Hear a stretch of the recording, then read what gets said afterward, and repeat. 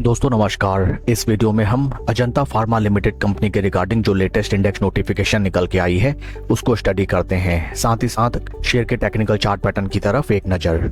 This is the latest index notification dated 12 जून 2026, जबकि indexes में इस नोटिफिकेशन को आज लिस्ट कराया गया है 15 जून 2026 को।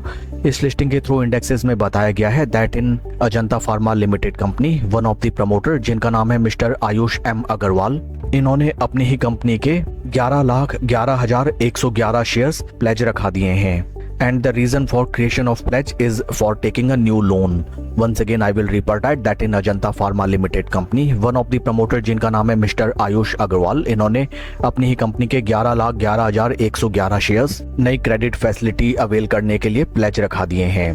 Date of creation of pledge is 10 June 2026, जबकि फाइनेंशियल इंस्टीट्यूशंस का नाम अगर हम देखें जो है आरबीएल बैंक।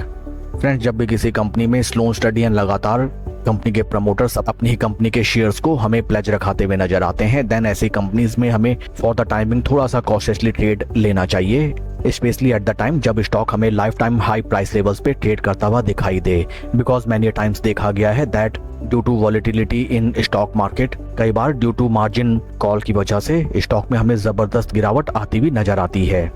आइए अब हम चलते हैं शेयर के टेक्निकल चार्ट पैटर्न की तरफ। This is weekly time frame जहां पे हमें नजर आता है stock is very much in bullish trend. अपने सभी इंपॉर्टेंट लंबी अवधि के मूविंग एवरेजेस जो कि हैं 200 week moving averages, 50 week moving averages and 20 week moving averages, तीनों के ऊपर स्टॉक हमें slow study and confidently trade करता हुआ नजर आता है। ऊपरी स्तरों में these are the very crucial resistance points जहां पे स्टॉक ने कई बार आके ब्रीच आउट करने का अटेम्प्ट किया।